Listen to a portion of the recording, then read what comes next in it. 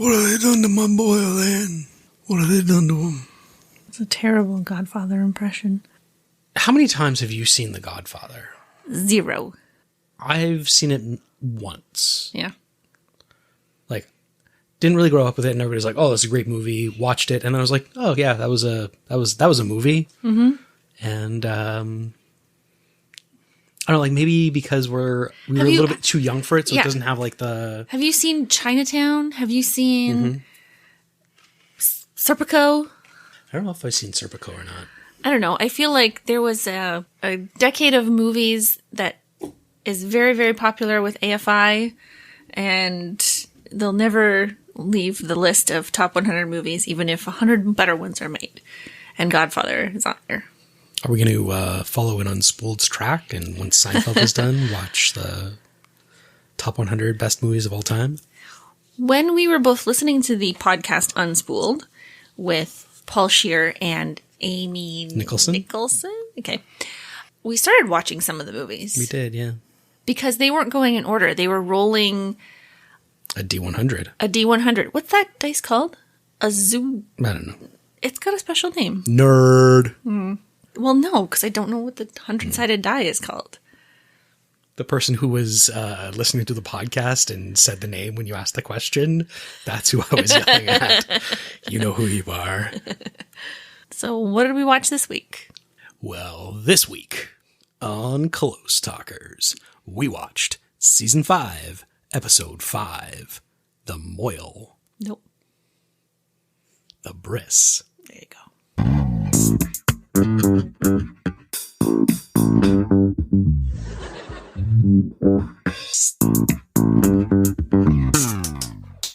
Had you ever heard of the word moil before? Moil? Moil? Yes, I have. No. I don't know if ever outside this episode I've ever heard anybody use that term. And maybe it's because I'm a waspy. A Gentile? I don't know. Yeah, I've heard of a bris and I've heard of a moil. I've heard of a bris. Outside of this episode, because I've never seen it until today. That's fair, yeah, I guess so. I take an interest in cultures to which I don't belong. I do too. But you keep calling it a mole. What bothers me is the way that you say it and the way that it's written is incongruent in my head. M-O-Y-L? M-O-H-E-L. Oh, I thought it was M-O-Y-L. Yeah, me too. Oh, okay. I can see that. Anywho, this episode was written by Larry Charles. It was directed by Tom Sharonis. Aired on October 14th, 1993. Halfway through this episode, I was like, this was definitely written by Larry Charles. Really? What made you say that? It's dark. It's weird. It's off the wall, kind of zany in a kind of uncomfortable, politically incorrect way. Yeah. We'll talk about all of those things. Some of those things. Screen Crush ranked it as the 125th best episode. Vulture.com. Loved it? Number 35. Get out of town. Yeah. Why? It liked the Pigman storyline, and it liked Elaine's line about, like, talking about circumcision, like, off with their heads, and... That was so cheesy. Yeah. So, I think it was last week, or maybe the week before, you talked about what makes a good Seinfeld episode good. And it is these 4 people in regular situations being ridiculous. Yeah. Not ridiculous situations like a Pigman. Yeah. So that's why I didn't really find the Pigman storyline funny. Or anything that Kramer had to do. I found George quite funny in this episode. And I don't know. The A story of the Briss was a little over the top. It's interesting that you say you liked George in this episode, because do you know which actor wished they had never done this episode? Jason Alexander? Jason Alexander. Why? He did not like the depiction of the Moil being a Jewish man. Oh. And he actually had them soften the caricature. So this is the soft version that we saw. He also refused to be in any scenes, and he did not have any like direct dialogue with. He didn't. I noticed that, but I did notice his facial expressions from the side of the scenes with the Moyle. He was giving a lot of like eyebrow raised side glances. All All real. Jason Alexander. Yeah. I have a question. Yes. Do you think the character was drunk? Oh, I hadn't thought of that.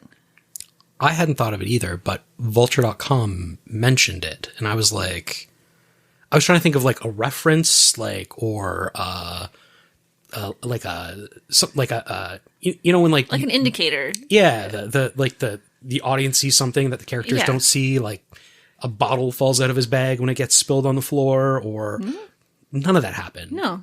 So was he supposed to be drunk? And that's why he's like... He slipped? Well, that's one, why he slipped. Two, why he's like... belligerent? Yeah. I think that's a stretch. Okay. I think that's a big stretch. I think it's a gross caricature. Too much of this. It wasn't funny. Where are we at? Who was this over the top Moyle? The Moyle was played by Charles Levin. He was in The Golden Child, which I believe the podcast How Did This Get Made covered. He was also in Annie Hall, and This Is Spinal Tap. Oh. Deborah Mooney played Mrs. Sweedler, or Hospital Administrator Sweedler. She was in Domestic Disturbance, Everwood, Anastasia, and Tootsie. Thomas Allen Robbing played Stan. He was a little bit more of a voice actor. He was in Pocahontas, The Swan Princess, and Baby Talk.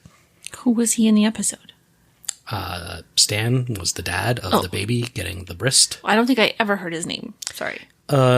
Jenny Elias played Myra, the mom. Getting bris'd. Also, more of a voice actor. She was in Over the Hedge, Jimmy Neutron, and she was in the video game GoldenEye Rogue Agent, where she played the voice of Pussy Galore. That's interesting. There must have been some like working relationship that brought these two voice actors onto this episode. Yeah, I didn't dig in too deep to it, but I tried to, like, I looked superficially to see, like, oh, they used two voice actors because they were the blah, blah, blah, blah, blah, blah, but I didn't see anything in my, like, 15 minutes of research we do after the episode. Well, I was going to say, you did a lot of research after this episode. So much so that I drank most of the wine. And I was wondering if that was a strategy to make me funnier. It's going to be a banger. I have some good news. Do you want it now, or do you want it at the end of the episode? Is there also bad news? Nope. All right, give it to me. The episode, The Briss, Season 5, Episode 5, is the last episode in the sitcom series called Seinfeld, where the audience claps when Cosmo Kramer enters the scene. Oh my God. So the last time he comes into the apartment, there was silence. Larry David asked the audience to stop clapping because it was like throwing off the rhythm of the scene. Thank you. Oh my God. This makes me incredibly happy. It's the wine. What listeners at home didn't see is she picked up in a half-full bottle of wine and pointed at it when she said that. She said, "This specifically makes me incredibly happy." I pointed at you, my love. I'm still pointing at the also wine. Pointing at the bottle of wine right now. All right, what do we do now? Let's throw it back to last week when I asked you if you remembered this episode. Briss is about a briss. Okay. So, how did you do? I think I nailed it. I'll read the synopsis from Netflix. Jerry and Elaine arrange an ill-fated circumcision ceremony. George's good parking spot at a hospital gets ruined. Kramer sees a pig man. So, I write down the synopsis before the episode starts when we're watching it. Mm-hmm. And I asked you, for some reason I had a feeling that this was going to be funny. So I asked you, like, should I wait to write it down so that I don't spoil any surprises for myself? Mm-hmm. And you were like, no, it's okay. And so I started writing it.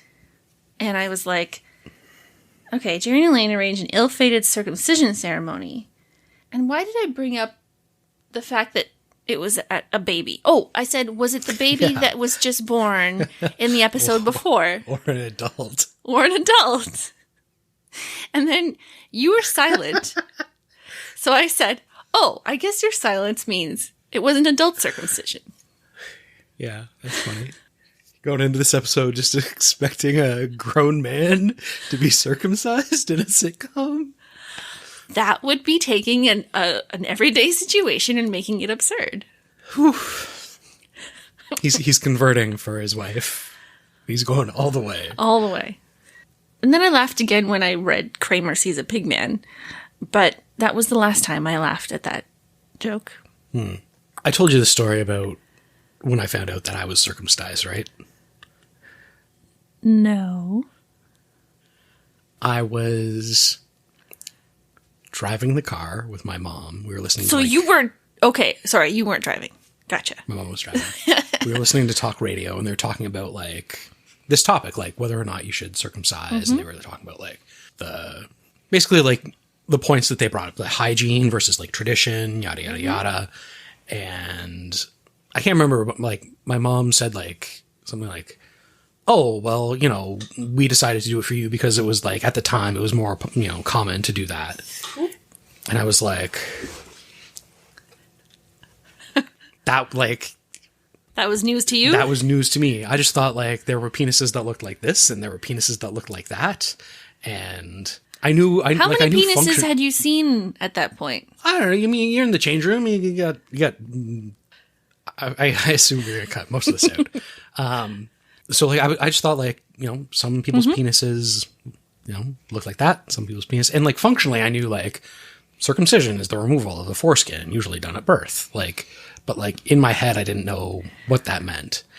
I don't know, maybe, like, 24 at this point.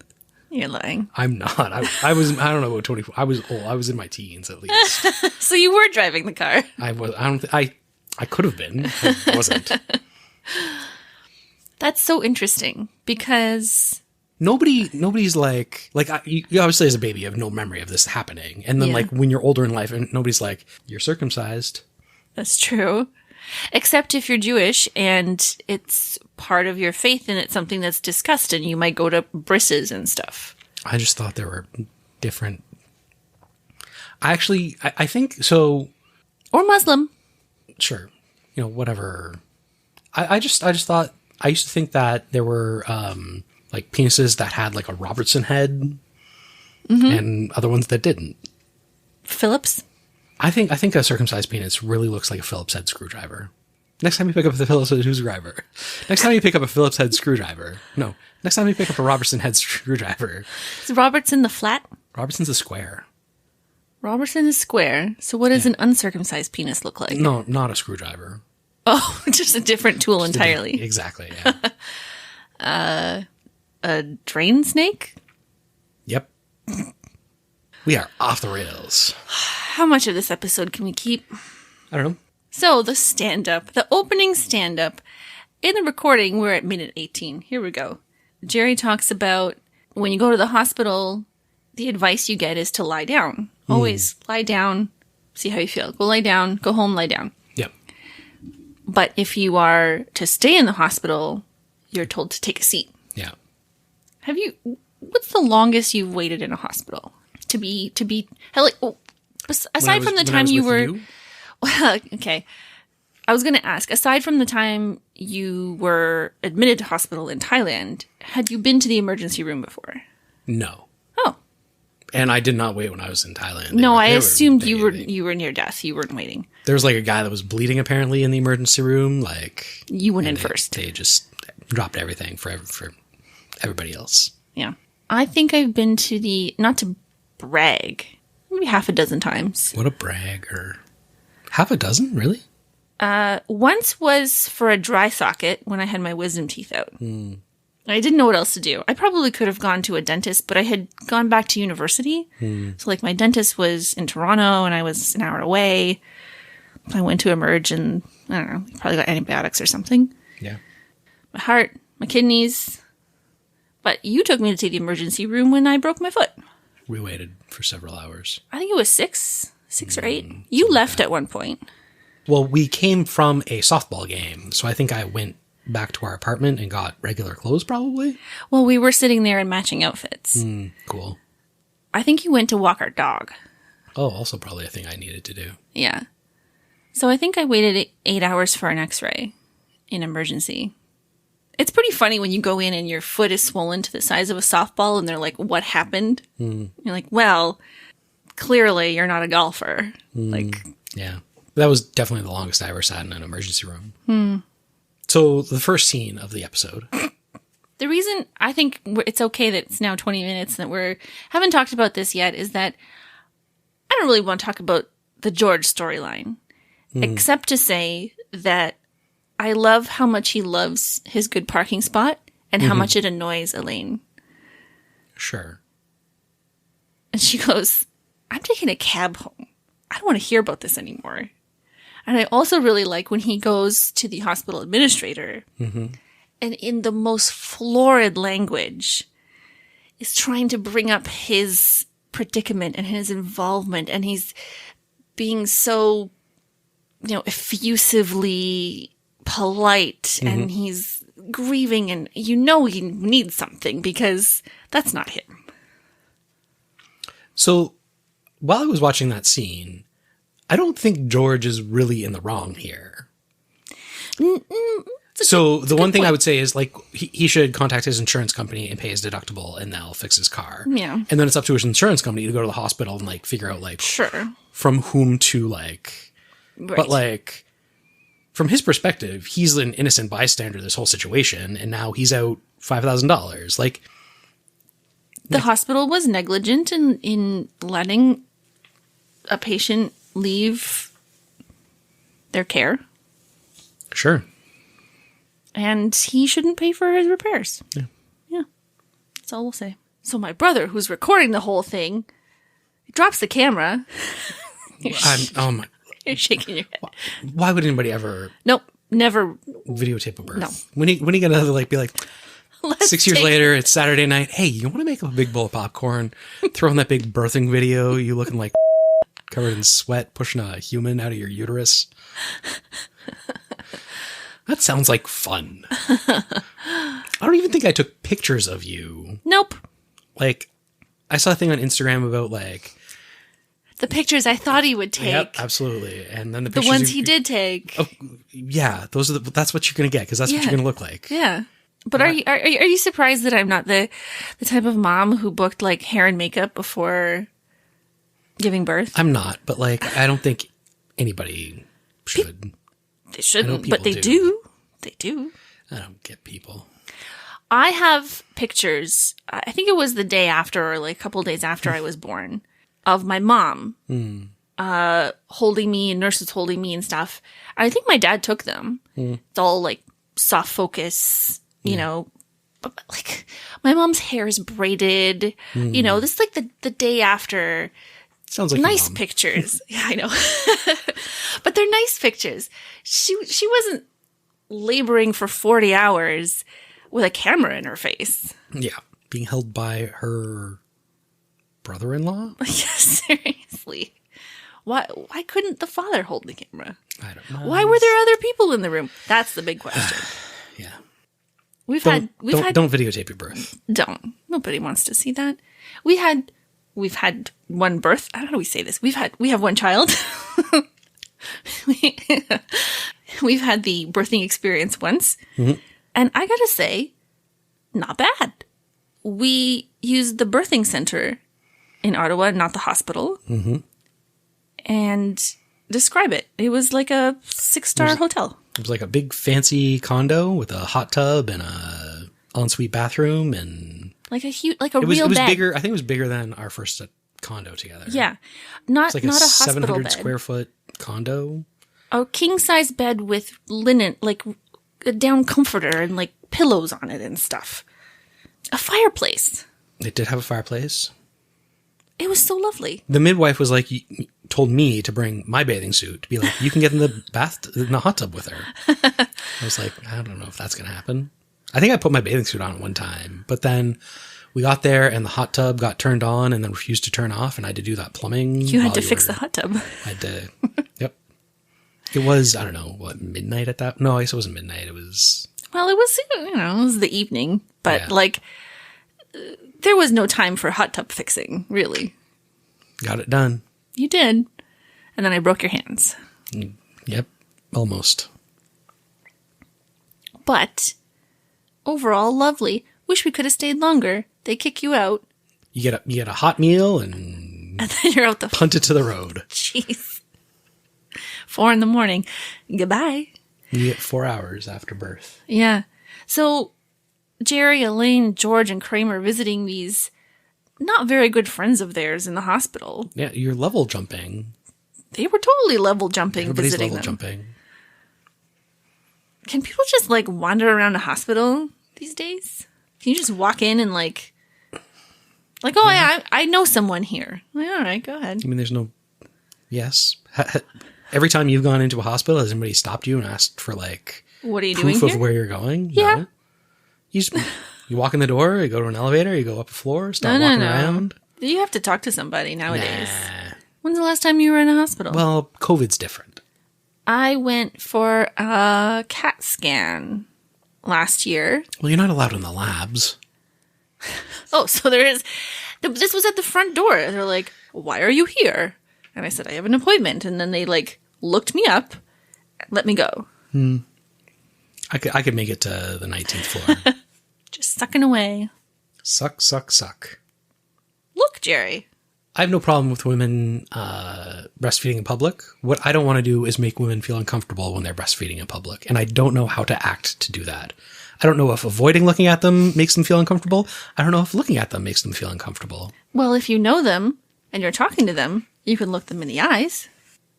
There's a thought. Didn't seem like Jerry was doing that. No. I also am, I'm somebody who breastfed a child. I'm uncomfortable when somebody breastfeeds in front of me because we're not conditioned to be okay with that yet. How long do they do that for? 1 or 2 years. No break?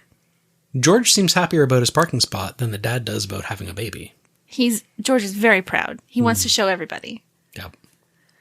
I was going to bring up a friend of my mom's would regularly, probably still does, pray to a specific saint for good parking. Oh.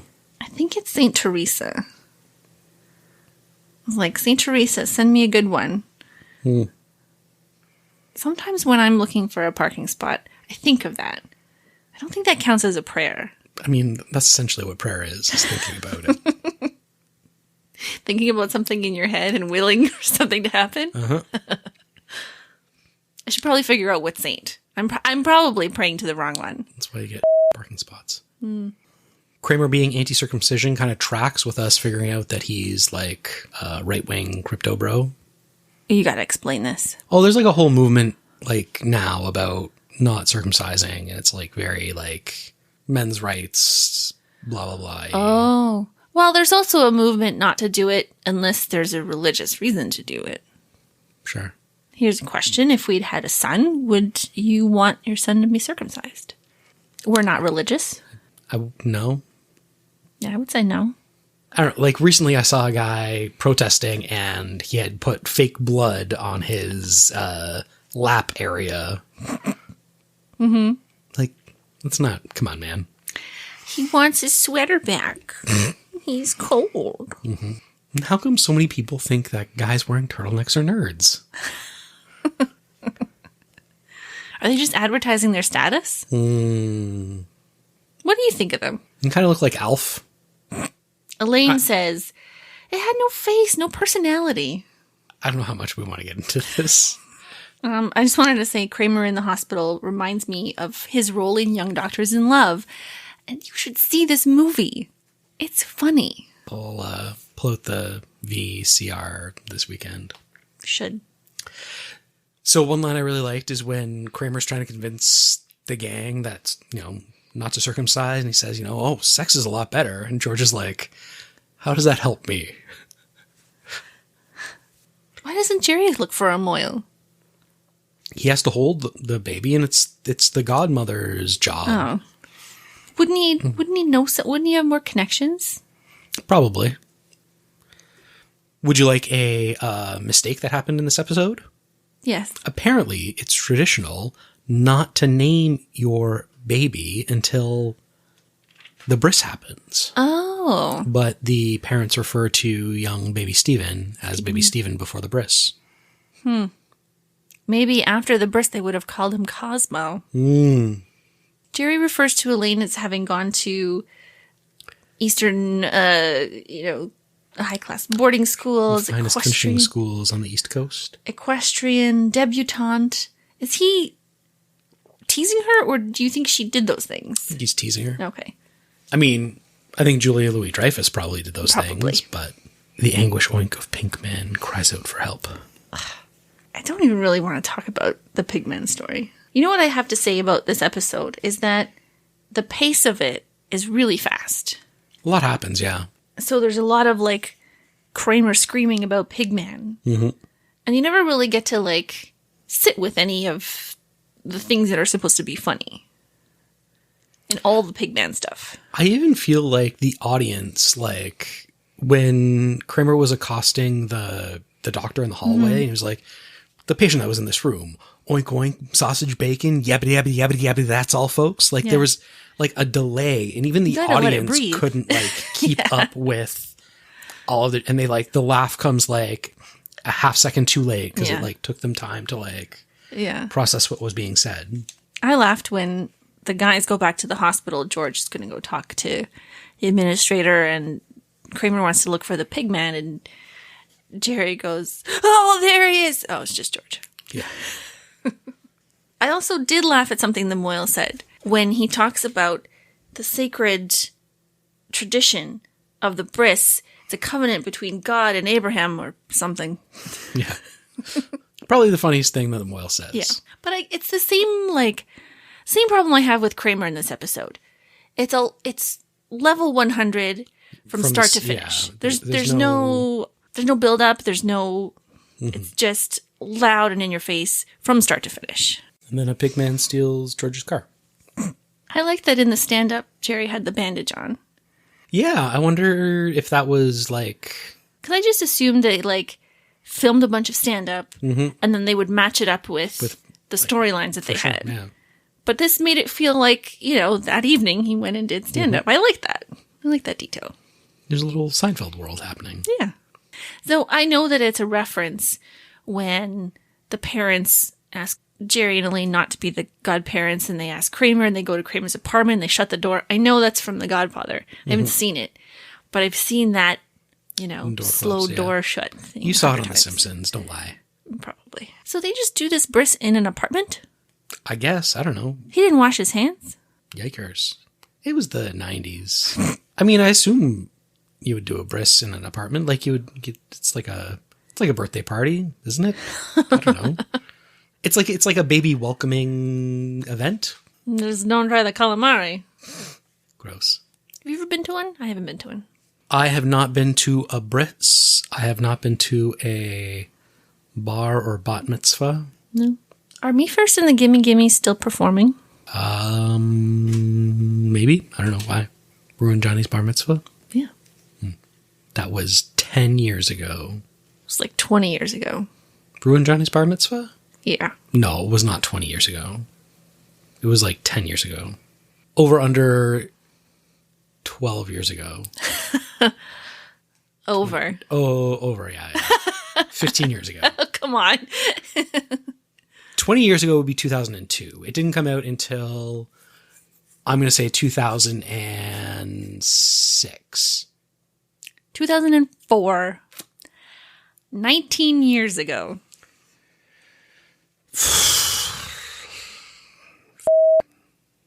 So I have corrections from last week. Okie dokie. John Kapelos, the sniffing accountant. Yeah. He's Canadian. Oh, Jeanne Elias's. Jeannie Elias. Jeannie the mom Elias? from this one? The mom from this one, yeah. So Whitey and Lumpy were characters on Leave It to Beaver. There you go. They're not just generic prison names that you suggested. Whitey and Lumpy. They were played by...